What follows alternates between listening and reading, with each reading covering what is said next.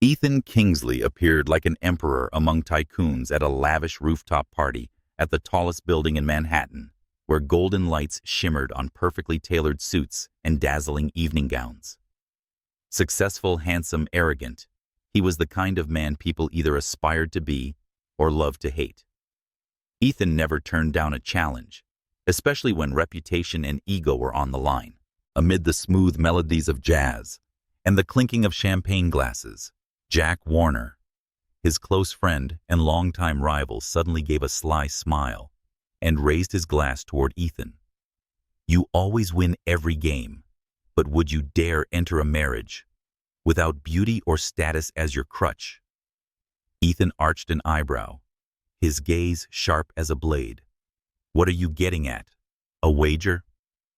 Jack grinned. $1 million. You must marry a woman who's not your type.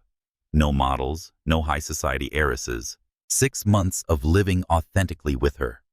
No running, no separating. A real marriage. Real life. Laughter erupted from the group around the table. A few glanced at Ethan, awaiting his reaction. He tilted his head, took a slow sip of wine, and nodded. "Interesting. I accept." Jack extended his hand, and the two shook hands amid a chorus of whispers and amused chatter from the crowd. A few days later, the woman's file arrived. Her name was Imani Brooks, a black woman, a social activist, and someone who conformed to none of society's traditional beauty standards. No flashy makeup, no sparkling heels. Just a direct gaze, deep brown skin, a full-figured frame, and a confidence that felt almost defiant. Ethan stared at her photo for a long while, not because she was beautiful, but because she was real, entirely different from everything he'd ever known. A smirk formed on his lips. In the game of power, he was always the one in control, but what he didn't know was this time, he wasn't the only one playing the game. A French restaurant in the heart of Manhattan, where each glass of wine costs more than most people's monthly salary. Ethan Kingsley sat alone at the VIP table, black suit, silver watch, and the aura of a man who had never known the word defeat. He thought he'd have to wait. But then the door opened. Imani Brooks walked in. She wasn't wearing an evening gown or heavily made up. A simple white linen outfit, her natural curls flowing freely, and a gaze that seemed to pierce through every layer of defense. Ethan stood up and extended a hand politely. "Imani Brooks, I presume." "And you're Ethan Kingsley, the man who believes everything has a price." Her voice was low, firm. No smile, no pleasantries. Ethan paused for a second. He had seen people be shy, fascinated, and even intimidated in his presence. But not Imani. She sat down before he could offer, poured herself some water, and looked him straight in the eye. "There's no need for small talk. I know about the wager. I know the terms. 6 months. Living together. No divorce. I accept." Ethan raised an eyebrow, surprised. "You know and still agree. We both have our reasons. I need this. And you think you're going to win." Imani leaned back in her chair, her eyes sharp as blades. "But there's one thing you need to understand. I'm not someone who bends easily. For 6 months, I remained myself. No need for your money, no need for your status. Just keep your end of the deal." Ethan laughed softly, as if he had just discovered a far more interesting toy than expected. "You think you can stand against me?" Imani answered without hesitation. "I don't think. I know." That evening they had dinner with two people playing chess. Every word was a calculated move. Every glance a silent declaration of war. Ethan left the restaurant with his usual calm exterior. But deep down, he knew what awaited him wasn't a game he could easily win. He had thought this was a harmless bet to earn an extra $1 million. But now he wasn't so sure. Who was trapping whom? No live music, no fresh flowers, no heartfelt blessings. Just a signing ceremony held on the top floor of a 5-star hotel, accompanied by a few glasses of champagne and some half-hearted applause. Ethan Kingsley and Imani Brooks were now married. No one at the event understood why. No one believed that Ethan, a man always seen beside supermodels and actresses, would choose a woman who was neither famous, glamorous, nor suitable. But for Ethan, it was the first step toward winning a game. For Imani, it was the beginning of a silent confrontation. Right after the ceremony, Ethan brought Imani to his penthouse, an apartment larger than the combined homes of 3 average families, with bulletproof glass walls overlooking the entire New York skyline. He opened the door and walked in first. "Welcome home," Ethan said, half mocking, half smug. Imani said nothing. She stepped inside quietly, eyes scanning every expensive piece of furniture, every soulless painting hanging on the walls. She wasn't dazzled. She wasn't moved. She set her suitcase down on the floor and looked him straight in the eye. 6 months. Not a day more, and not a single night of disrespect. Ethan narrowed his eyes. "Afraid I won't play fair." Imani stepped closer, the distance between them down to a single breath. "I'm not afraid of anything, but I want you to understand I'm not a trophy to be displayed. I don't need your money. I don't want your power. I want you to keep your word." She turned and walked into her room, a space Ethan had previously used as a cigar lounge, and closed the door. No drama, no noise, just finality. That night, Ethan sat alone in the living room. The whiskey glass in his hand trembled slightly, not from the cold. He looked around the apartment he once saw as the pinnacle of his power, but now suddenly felt hollow. He had thought he already had everything. Money, power, the game's rules. But Imani had walked in like a cold wind, blowing apart every rule he had believed was unbreakable. He sat there for a long time, eyes fixed on the closed door.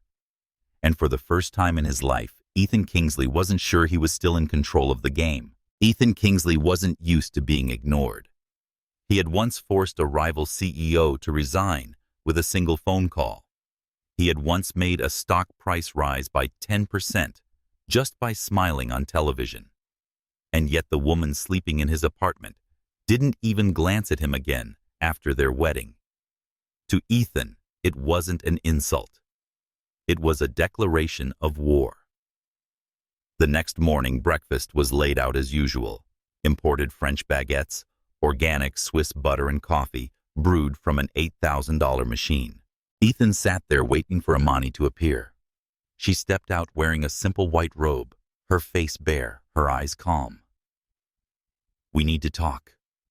Ethan said, his voice as composed as it was in boardroom meetings. Imani sat down. No smile, no evasion. "About the contract terms or how you plan to control me." Ethan tilted his head, taken aback by her sharpness. "I don't want to control you. I want to understand you." She placed her spoon on the plate. "You don't need to understand me. You need to remember, I'm not a doll living in a glass box." From that day on, Ethan began trying everything he knew to get Imani to soften. He bought her a complete set of Bulgari jewelry. She left it untouched in the box. He planned a private getaway to the Maldives. She declined, saying she was busy writing a book. He suggested she quit her job as an assistant professor. "You don't need to work anymore." She smiled faintly. "I need intellect, not a string of pearls." Ethan was used to women changing for him, swaying for money and falling for power. Imani was none of those, and that's what made him uneasy. When charm no longer worked, Ethan shifted to control. He secretly had people put pressure on Imani's university, getting her temporarily suspended from teaching. He delayed her work emails using the penthouse's secure server. He even canceled a conference she had spent 6 months preparing for. Imani didn't get angry. She didn't cry. She just looked at him with eyes like ice. "You're playing with knives. Sooner or later, you'll be the one bleeding." Ethan laughed when she said that. But sitting alone in his study that night, the wine glass in his hand trembling slightly, he began to wonder who was controlling this game. Ethan Kingsley used to believe everyone had a price. An executive is willing to sell their soul for stock bonuses. A politician who'd shift their stance for a fundraising dinner. And women, the ones who had once spun in circles under his embrace, always smiled when gifted a sports car or a Hermes bag. But Imani didn't smile. She wanted nothing from him. And that very fact was what was tearing Ethan apart from the inside. At first he thought it was just a matter of time.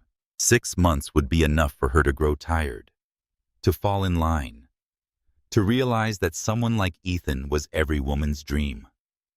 But with each passing day, Ethan saw no signs of softening, only the unwavering gaze of a woman who never wavered. Imani cooked dinner alone, ate alone. She read, wrote, and worked remotely. She avoided the events Ethan hosted, and when she did attend, she always maintained a polite but glacial distance. The more he tried to approach her, the more isolated Ethan felt. One night, he came home late after a charity gala that Imani had skipped. The penthouse was eerily quiet. As he passed through the living room, he saw Imani sitting and reading a manuscript. No makeup, no glamour. The lamplight reflected in her eyes, peaceful but distant. "I thought you'd come." Ethan said, a thread of hope in his voice. "You thought wrong," she replied without looking up. Ethan clenched his fists. "You know I'm trying. Don't you?" This time she looked up. Her eyes weren't angry or accusatory, but held a deep and unspoken disappointment. "You're trying to control me, Ethan, not to understand me." The silence between them was longer than any glass wall in the penthouse. Imani stood up and walked toward him without fear, without hesitation. "You're a walking empire, Ethan. But here in this marriage, you're just a lonely man trying to buy back kindness with things no one asked for." Ethan had no rebuttal, because in that moment, he knew she was right. For the first time in his life, Ethan Kingsley felt exposed. No power, no fame. He had no tool to hold on to the woman standing before him. Only one undeniable truth echoed in his mind. Some things cannot be bought, and wounds that money will never heal. Ethan Kingsley had never imagined he'd lose control. But in the following weeks, he realized he had placed a bet in a game whose rules he never understood, and the person who wrote those rules was Imani. It all started with the small things. A meeting was canceled at the last minute for unclear reasons. A major shareholder declined to proceed after a private conversation with someone whose name Ethan wasn't told. Rumors began swirling in financial circles. Ethan was losing his edge. He said that he no longer had control over the empire he built. He thought it was just the market, until the anonymous email to the board of directors leaked. Inside were audio recordings. Ethan is angry, threatens employees, and insults his partners. It was his voice specific times. Undeniable proof. Ethan was stunned. Who did this? Who had access to private meetings? He started digging, tracing. But every trail vanished. No one confessed. No device was compromised. No employee seemed suspicious. And amid the growing storm, Imani remained calm, as if nothing had happened. She still drank morning tea, read books on the balcony, and smiled faintly when hearing the weather forecast. Ethan couldn't stand that serenity. One night, he stood in front of her and demanded, "Was it you?" Imani didn't even flinch. She lifted her teacup, looked him dead in the eye, and asked, "About what? About everything that's been happening. The shareholders, the media, the canceled meetings, the rumors. Don't tell me you're innocent." For the first time since they married, Imani laughed a cold laugh, like a verdict being read aloud. "Ethan," she said, placing the cup down, "you entered this marriage to win. But it never crossed your mind that you could lose. You thought I was the prey. But I'm the one who set the trap." Ethan froze. I planned everything long before you signed that contract, Imani continued. Every step you took I had already calculated. I let you believe you were leading while I was quietly drawing the map. You didn't marry an innocent girl. You married a strategist with a revenge plan forged in blood and tears. Ethan stepped back. His once proud eyes were now filled with panic. He wanted to say something, anything, but no words could save him from the truth laid bare in front of him. He had lost control.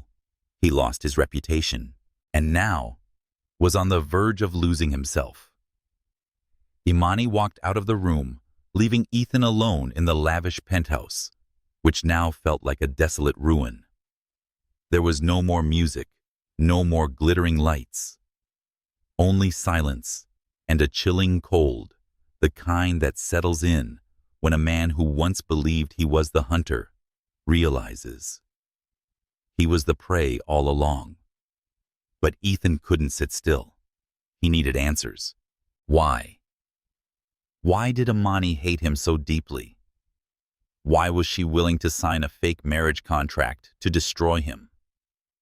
Then the past started to resurface.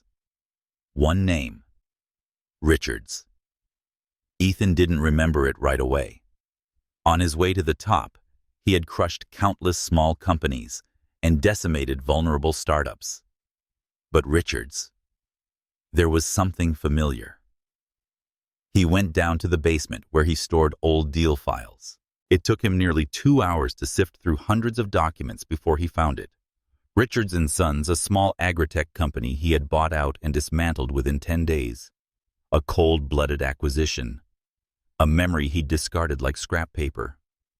But as he reread the file, one name jumped out: former CEO, David Richards. In the photo attached next to him was a girl around 17 standing beside her father with bright eyes and an innocent smile. Imani. Ethan dropped the file. Imani Richards. She wasn't just the woman he married. She was the daughter of the man he had destroyed. He collapsed into the chair. The chilling pieces of the puzzle began falling into place. David Richards was an honest founder who had refused Kingsley Group's multiple acquisition offers. And when Ethan launched his takeover, manipulating shareholders, spreading fake bankruptcy rumors, pressuring banks to pull funding, David lost everything. A year later, he committed suicide. Ethan had heard about it, but he forgot. It was a collateral loss in a business war, nothing more. Now that loss had a name, a face, and she was living inside his home. Ethan recalled the nights Imani cried silently, the cryptic remarks, the cold stares, when he tried to act generous. None of it had been passive. It had all been observation. A verdict is being silently drafted day by day.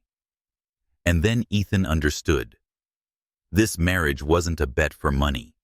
It was a mission for justice. And he was the center of the indictment. There was no more doubt. Imani had planned her revenge from the start. She didn't just want his money, his reputation. She wanted him to feel what her father had felt: helplessness, humiliation, violation. Ethan stood up, eyes hollow. For the first time, the man who once held the market in his hands felt small in front of a woman he had underestimated. After learning that Imani was the daughter of David Richards, the man he had indirectly driven to ruin, Ethan thought he could face her, explain himself, apologize, and plead for a chance at redemption. He was wrong. When Ethan returned home from the office, hoping to find Imani and offer a heartfelt apology, all he found was a cold kitchen and a short handwritten note. "I'm leaving for a few days. Don't call. No blame. No anger. Just silence." And it was that silence that drove Ethan mad. He could handle hatred, but to be ignored as if he didn't exist, for someone who once controlled all of Wall Street, that was a blow to his pride deeper than betrayal. In the following days, Imani became a ghost in his own home.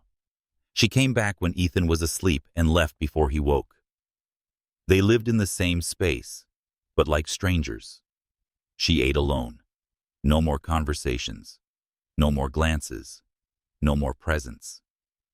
Ethan was used to silence in the business world, but this wasn't the silence of calculation. This was the silence of punishment. One evening, Ethan left a bouquet of white tulips on the dining table, the flower Imani had once mentioned in a fleeting conversation he thought he had forgotten. When he returned, the bouquet was gone, but on the table was a handwritten note. "Don't use gifts to wash away sins. I don't need flowers. I need the truth." For the first time, Ethan cried, not because he lost a game, but because he had lost himself without even realizing it. He began to change. No longer Ethan Marshall, the untouchable CEO, he requested a 3-month leave of absence, handing over control to the board. Shareholders were furious. The media questioned his motives, but he didn't care. He went to meet each small business he had once crushed, and each family was evicted because of a business decision. He apologized not with money, but with action. He founded the David Richards Initiative, a reconstruction fund for small and medium enterprises that had been taken over in the past decade. The press called him a hypocrite. Imani said nothing. One night, Ethan returned home and found her sitting on the balcony, the old spot where they once discussed their 6-month marriage. He approached and placed a cup of hot tea on the table, without a word. Imani stared into the distance, then softly asked, "Do you think you can ever make it right?" Ethan answered without hesitation, "No, but I'll still try. Not to be forgiven, but to know that I did the right thing for once." Imani looked at him. Her eyes no longer held fury, but they were still filled with pain. Then she spoke, her voice so quiet, it nearly disappeared into the wind. "Then, don't use words. Keep doing. If one day I still have enough trust, I'll let you know." Ethan nodded. He asked for nothing more.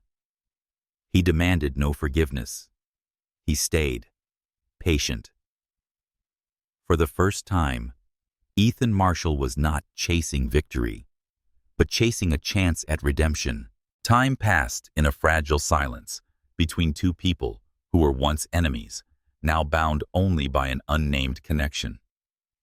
Ethan continued to change, quietly, steadily, without theatrics. Imani witnessed it, but still she said nothing. Until one rainy evening, when the city was drenched in a storm, she sat in the corner of the living room, clutching an old wooden box, eyes distant. Ethan walked in soaked from the rain and was about to leave, not to break the moment, but she unexpectedly called out to him, "Sit." He quietly sat across from her. There was no music in the room, no wind. There was only the sound of Ethan's heart pounding in his chest as Imani opened the box and pulled out a faded photograph. In it was a middle-aged man, beaming with joy, standing beside a young woman with a visibly pregnant belly, her smile brighter than any light in this penthouse. Imani pointed at the girl. "That's me. Back then I was pregnant." The sentence pierced Ethan like a blade, even though he had heard part of this truth before. He had never faced it with an image, with a living memory. He tried to say something, but Imani gently but firmly raised her hand. "Don't speak. Just listen." She began to speak slowly, as if every word was a needle through her chest. "At that time, I thought I would have it all.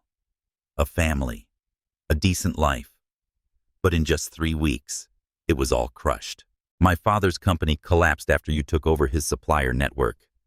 You probably don't remember, but that was his only lifeline.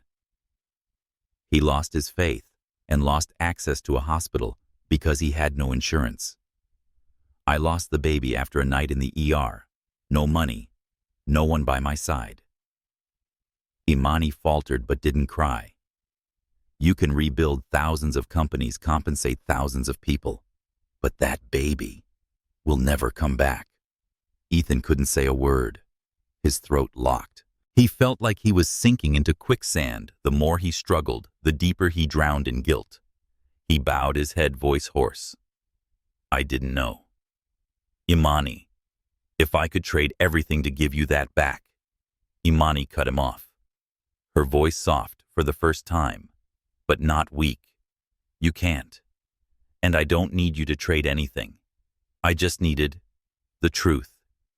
And you've shown me that. She stood up and walked toward the window, gazing at the rain. Back then I swore I would make you hurt the way you made me hurt. I thought I'd walk away the moment you collapsed. But now, I don't know anymore.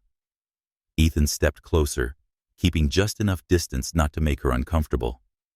Imani, I don't dare ask for forgiveness, but I'll stay every day.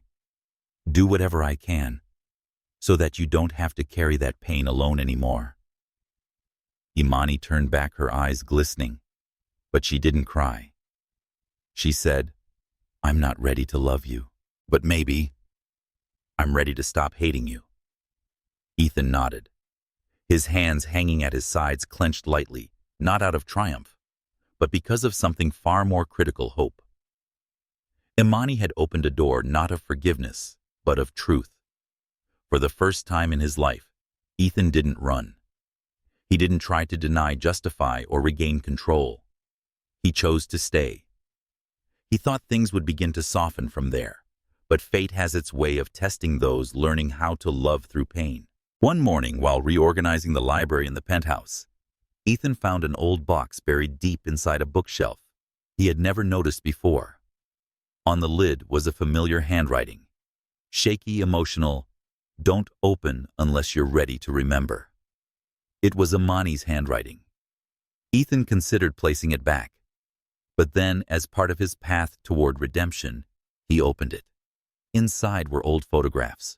Pictures of Imani, thin but radiant, standing next to a black man with hopeful eyes, her father. Then he froze.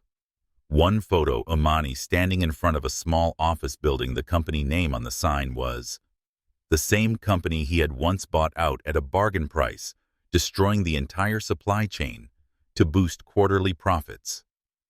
Next to the photo was a printed set of emails and something that made Ethan's blood run cold: the company merger agreement with his signature on it.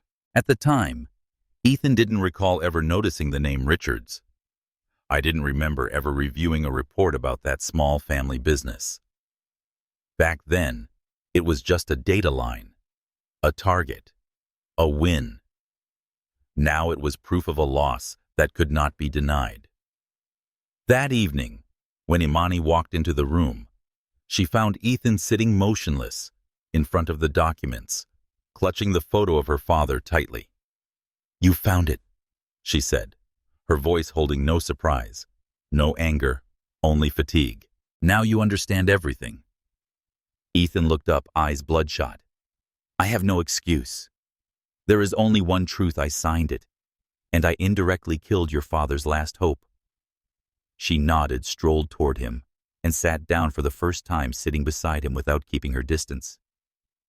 I kept all of it, not to punish, but to remind myself if one day you truly changed.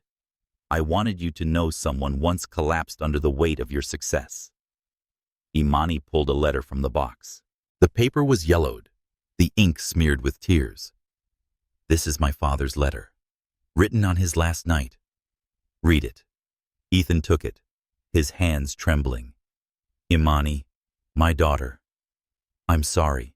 I couldn't protect you from this world. But I know one day you will rise. You will face the one who took our family from us. And you will not seek revenge with hatred, but with dignity. You are the last light in my life. Live and let people remember you as the strongest person they've ever known. Ethan folded the letter. He could no longer hold back the tears. But Imani gently touched his hand, without reproach, without retreat. That's why I agreed to this marriage. Not to take revenge, but to make you look back at all the lives left behind each of your so-called successes. Ethan nodded, his voice hoarse. And you've done it. You've made me see myself. For the first time as a human being, not a CEO. They sat beside each other in the darkness of guilt, but for the first time, in the dim light of shared understanding.